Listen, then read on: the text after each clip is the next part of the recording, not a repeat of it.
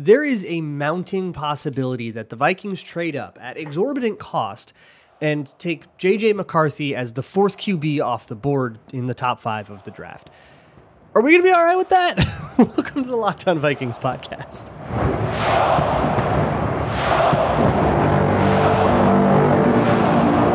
You are Locked On Vikings, your daily Minnesota Vikings podcast, part of the Locked On Podcast Network, your team every day. Hey, everybody. Welcome to the Locked On Vikings podcast, where we're always trying to learn something new. It's part of the Locked On Podcast Network, your team every day. And thank you so much for making this show your first listen of the day, each and every day. Appreciate you all so very much. If you are new here, maybe a fledgling everydayer, welcome. My name is Luke. You can find this show wherever you find your favorite podcasts, whether it is a podcast listening app like SiriusXM or YouTube or Amazon Fire and Roku if you download the Locked On Minnesota Sports app. Today's episode is brought to you by FanDuel. Make every moment more. Right now, new customers get $200 in bonus bets with any winning $5 bet. It's $200 if your bet wins. Just visit FanDuel.com/lockedon to get started. Today on the show, let's get real with, let's heart to heart about our feelings, all right, about trading up in the draft, which is increasingly appearing that is going to be the way the Vikings go. And the question is, how far up do they go? What does it cost? And which quarterback do they end up getting? But the possibility that the Vikings will sit at 11 and 23 and just like take an edge rusher and a wide receiver or something like that, it feels very distant. This is definitely going to be, or it feels a lot, at least. I shouldn't say definitely, but it feels a lot like this is going to be a weekend where you can go to bed at like 8:30 on Thursday night and then like not pay attention at all on Friday because they don't have any day 2 picks on Friday right now. And then like day 3 will be insane. They'll pick like 8 people on day 3. That's the way it feels right now. Obviously anything is possible, but there is this sort of growing, looming thing that the Vikings will sort of get caught in this like desperate situation. They'll get bent over a barrel and they'll be forced to trade 3 first-round picks for JJ McCarthy. And I don't know if that's the way it'll actually go down. I won't try to predict what the actual cost of trading up is in this particular environment, this particular QB class. That, I don't know who they're negotiating with necessarily. If it's Arizona, it might be different than if it's the Chargers, than if it's even the Giants or whatever. But it sounds like the Giants would take JJ McCarthy if he fell to 6. I don't know if they're like into the trade up negotiations or not, but it does seem like they like him enough where if he did fall to 6, they would take him and then move off of Daniel Jones somehow. That would be the like backstop of the Vikings in this draft. They don't want things to get to 6. So I would be pretty surprised if pick 6 came and went and the Vikings have not yet been on the clock. Could happen, right? And then you're just sitting there at 11 and 23 going, maybe we trade back, maybe we trade for an extra first next year or something like that and try to, wind up for this again next year or something. And then we get to start coping with like a Sam Darnold season. But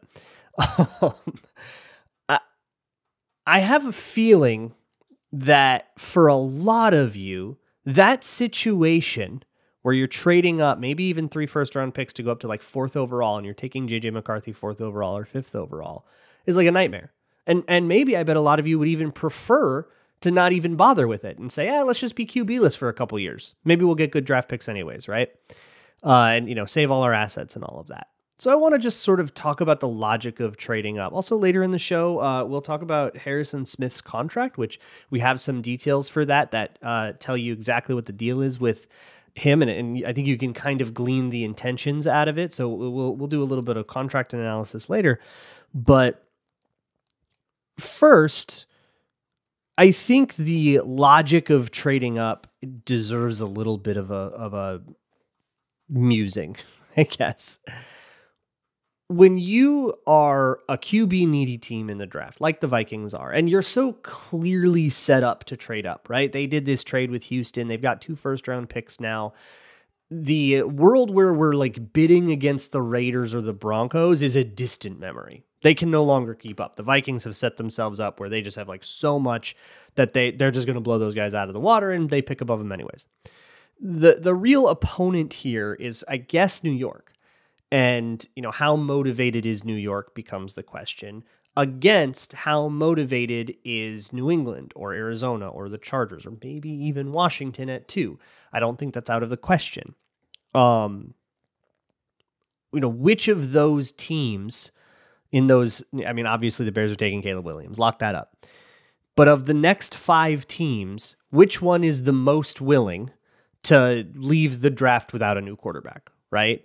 And that's the one you end up making a trade with. That's the one that you're going to end up, being able to even talk about a trade with. I think it was Albert Breer at the Combine said that like Atlanta had tried to trade up, and just hit nothing. At the Combine, they tried to ask about Washington and asked about New England, and those teams were like, nope, we're just hanging up the phone. I wonder if Kwesi got a little bit more because he was probably offering a little bit more. But there is this sort of nihilism that's kicking around in my brain about this. When you trade up for a quarterback, the only thing that matters is whether or not that quarterback pans out as the guy you think he's going to pan out as. And some of that is going to have to do with supporting cast, which has to do with, the draft picks that you have and stuff. But like the rookie you draft 2 years into his rookie deal is not going to be the guy that makes or breaks this, right? So it's like future draft capital doesn't have a ton to do with it.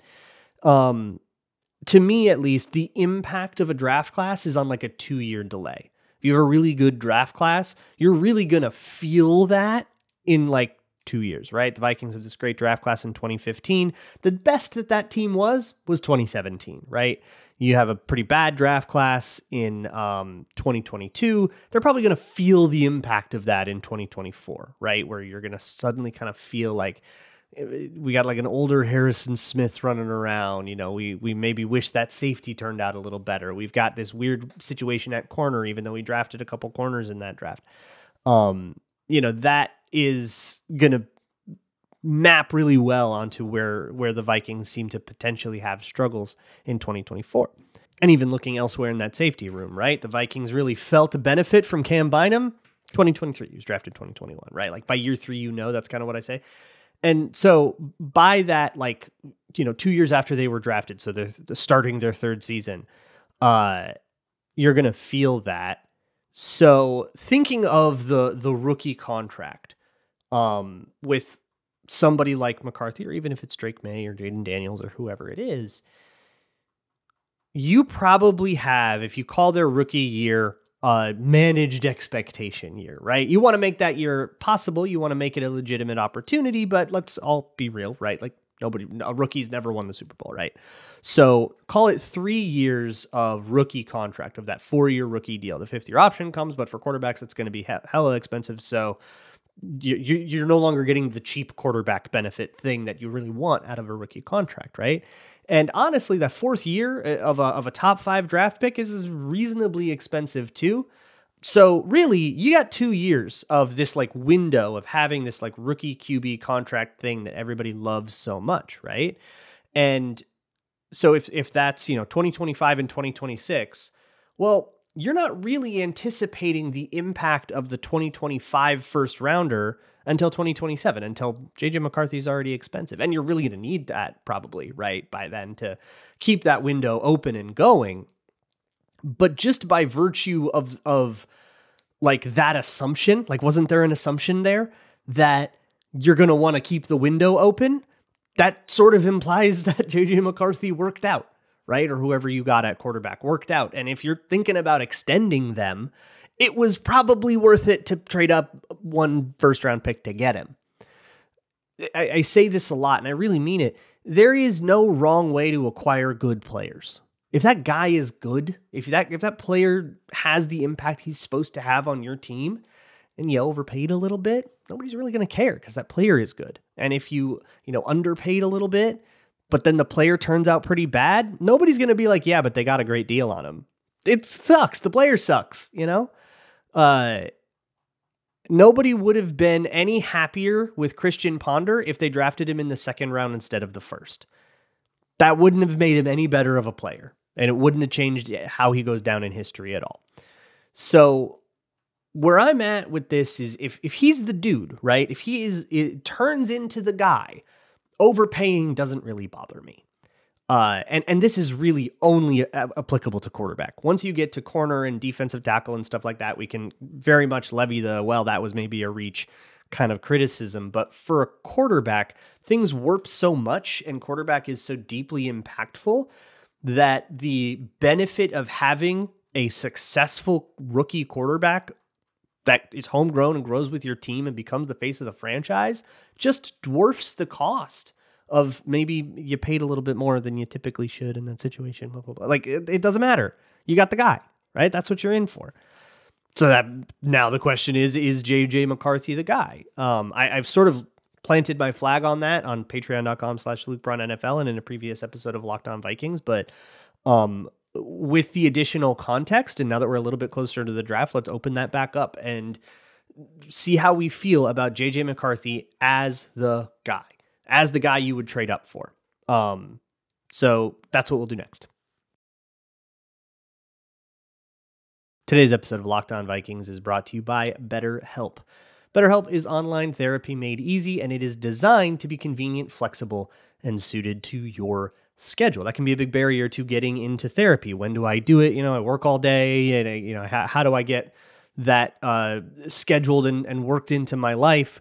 Well, maybe that doesn't have to be so hard. That's what BetterHelp can help you out with. If you want to get started with BetterHelp, you can go to betterhelp.com/lockedon. You can get 10% off of your first month. They'll hook you up with a therapist that is right for you. And hey, even if they're not correct about that and they hook you up with somebody that doesn't jive with you at all and isn't what you're looking for at all with therapy, that's no big deal because you can switch therapists at any time for no additional charge. So find your social sweet spot with BetterHelp. Visit betterhelp.com/lockedon today to get 10% off of your first month. That's BetterHelp, HELP.com/lockedon. Hey, thanks a bunch for making Locked On Vikings your first listen of the day each and every day. When you're done here, go check out Locked On Minnesota Sports and their 24/7 streaming channel. That is a 24/7 live stream of Minnesota sports content, wall to wall, from the Wolves to the Wild, including this show, the Vikings, the Gophers, everything. You can get it all at Locked On Minnesota Sports on the YouTube channel. Let's shift focus a little bit. So full disclosure, the reason this is kicking around in my brain right now is that today we recorded the Locked On NFL mock draft, which is this yearly tradition where all 32 of us Locked On hosts get to, I think there's actually more like 45 because there's some duos, but all of the Locked On hosts got together and did a big giant first round mock draft. And so in trying to replicate what I think Kwesi will do, I was really aggressive about trying to trade up. And it's this really interesting perspective because that is a simulation that's going to be so much different than what you can get on like an online simulator, like a PFF one or whatever, because it's real people. And I'm negotiating with real people who also have their own stakes and they want their team to be good, not just a computer trying to simulate it, right?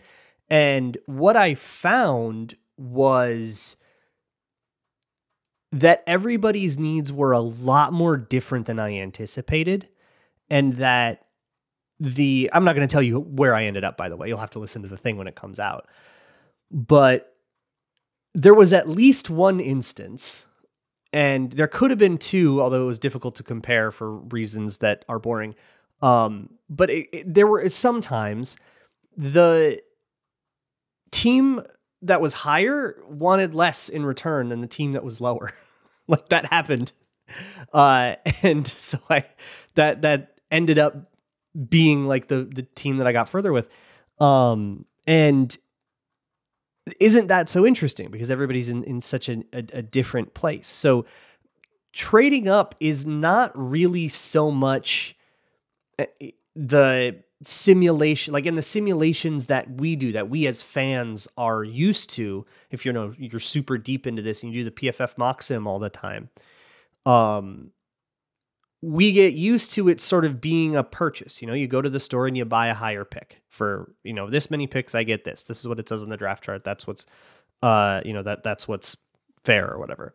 And it isn't nearly that simple, right? Because somebody else has needs. And the most success that I had in trying to like work those deals out, and whether or not we actually finished one, again, I will leave that. But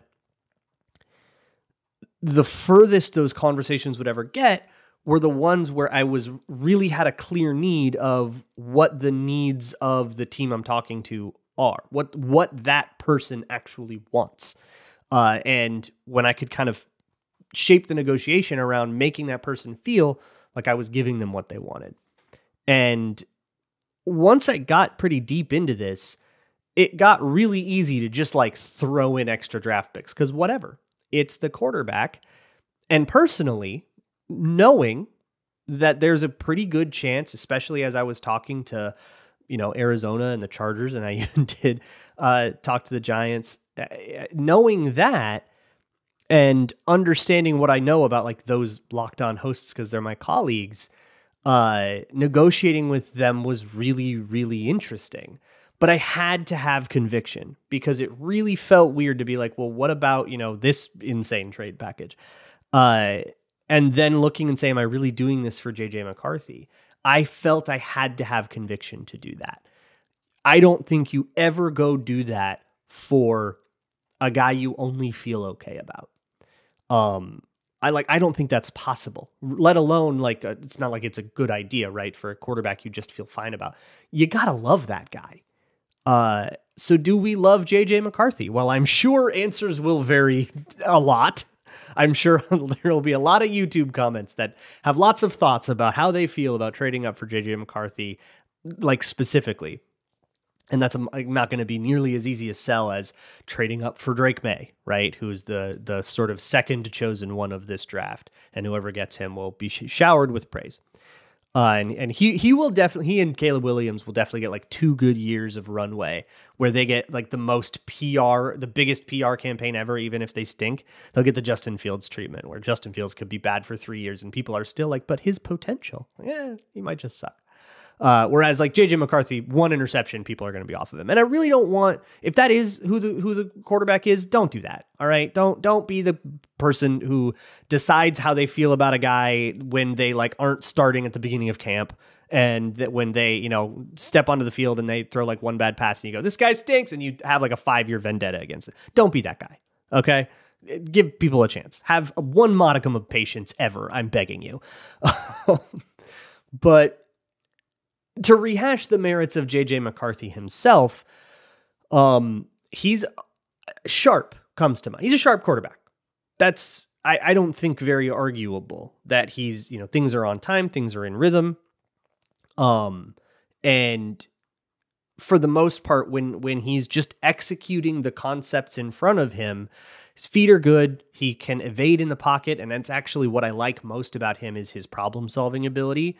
But the times when he is not sharp, the misses that you will see on his tape are almost always those feathery, like layery throws. And this is the thing that's going to sink him below Daniels and May and all these guys. Those guys have deep balls. JJ does not have a deep ball. And that sucks, right? Especially when we have somebody like Justin Jefferson, who's like the king of the go ball, right? You don't want to be throwing those 5 yards out of bounds. Now, for one, I see that issue as fixable.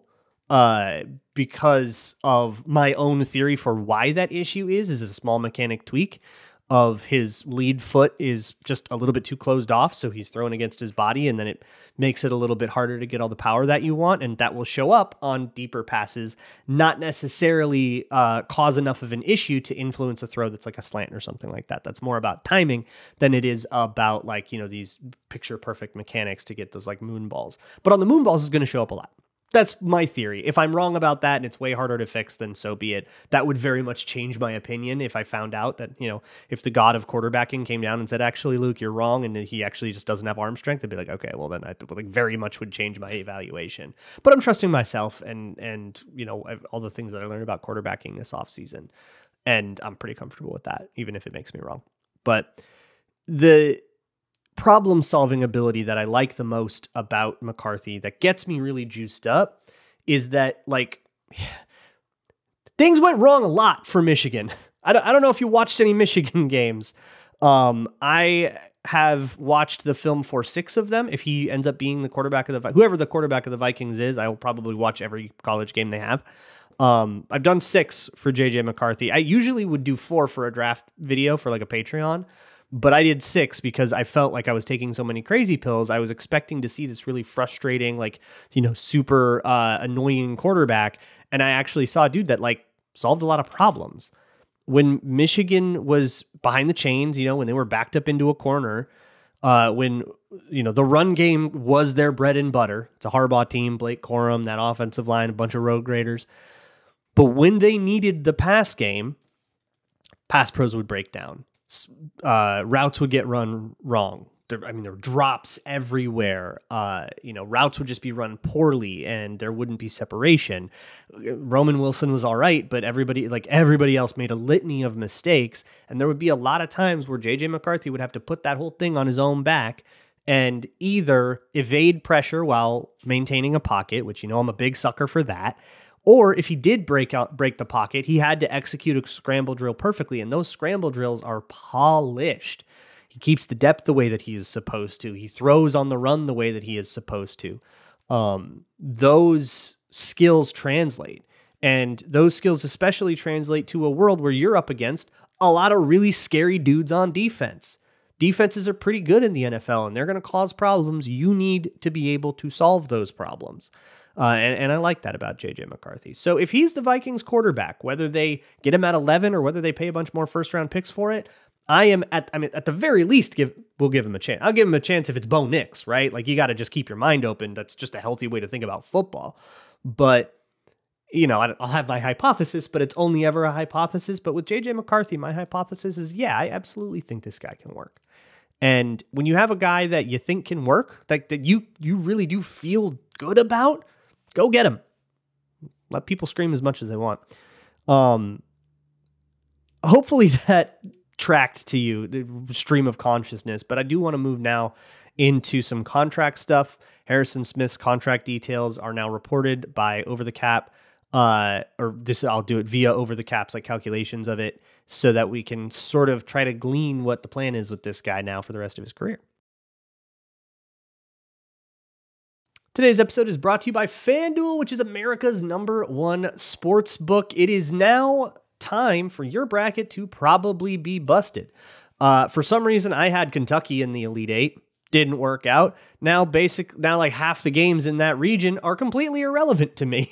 So what do? When you want to still have a stake? You go to FanDuel.com, you lay down a random bet on it. And whether you are betting on a big upset or just betting on like South Carolina women's basketball to win their gimme games, go do a little gambling. Maybe gamble on gambling.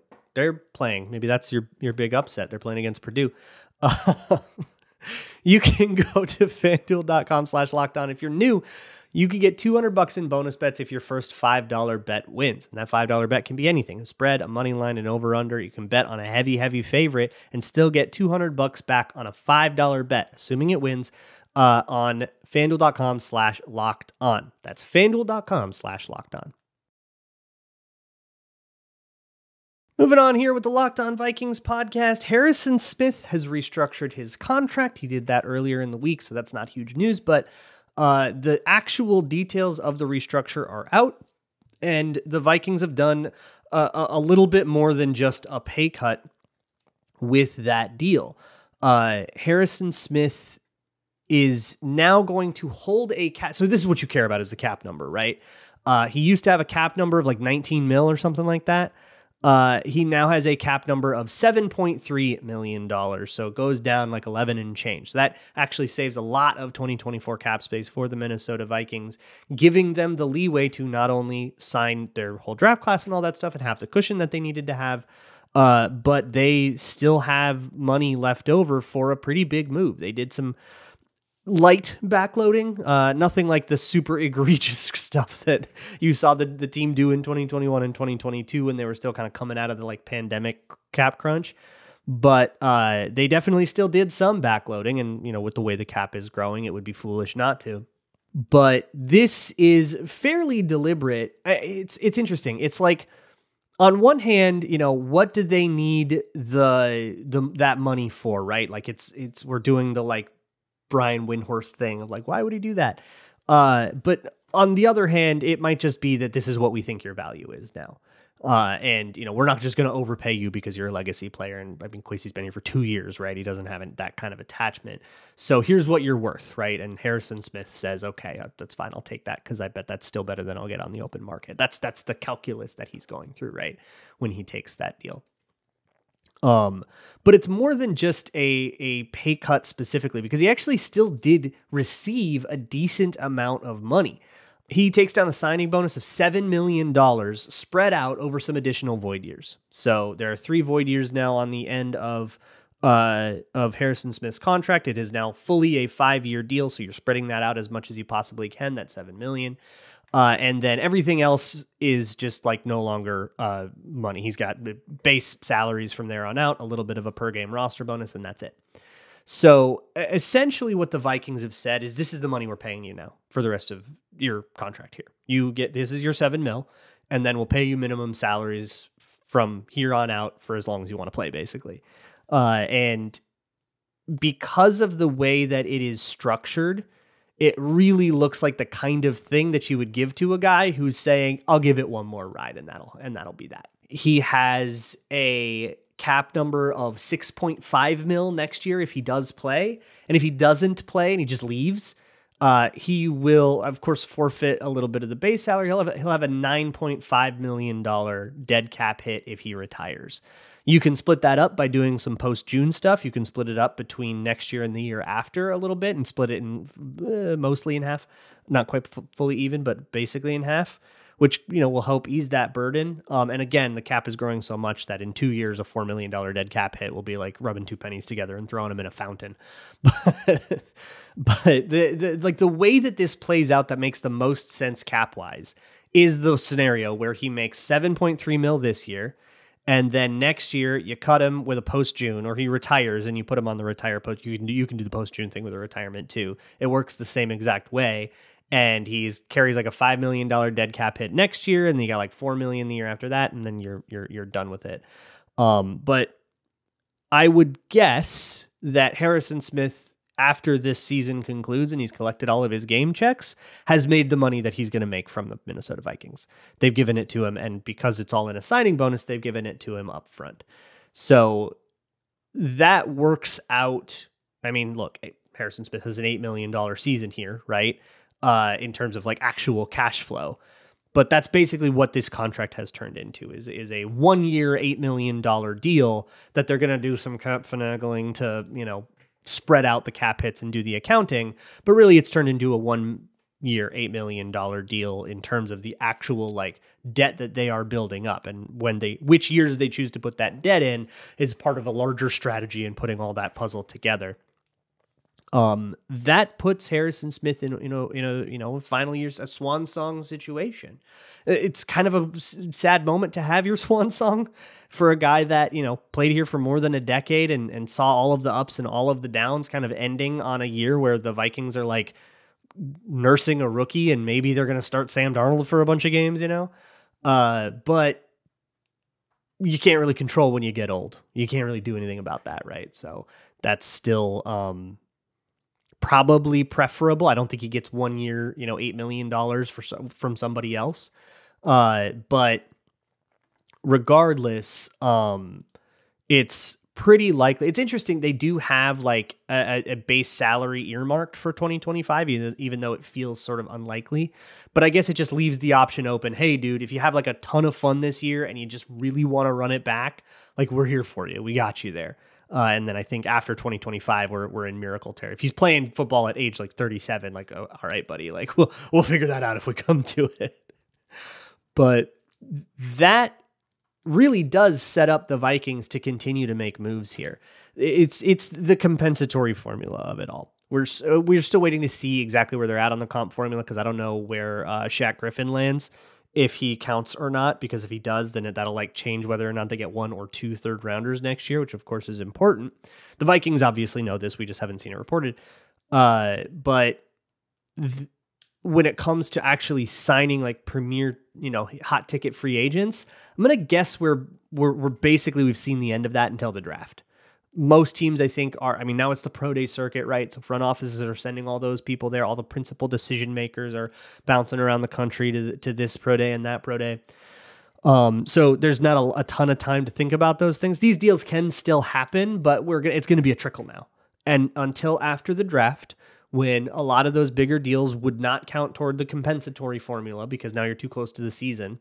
And suddenly it gets a lot easier to sign guys, right? If you make a Shaq Griffin type signing or sized signing and you do it in June or like on the eve of training camp or something like that, it doesn't affect the comp formula at all. And so therefore fewer costs. So it behooves you to wait. And for some players, they might be happy to do that because, hey, look, man, if all I got to do is wait 2 months to sign a deal and you're willing to give me $3 more million than you would have otherwise because you're worried about me counting on the compensatory pick for, like, sure, man. Yeah. All right. I'll go fishing. Like, it's fine. So the Vikings are set up there with a decent amount of resources here to keep building this team up. I would imagine some of this 2024 money is also meant to facilitate extensions with guys like JJ. And I guess, yeah, JJ Darrisaw, but Darrisaw's probably getting done next year.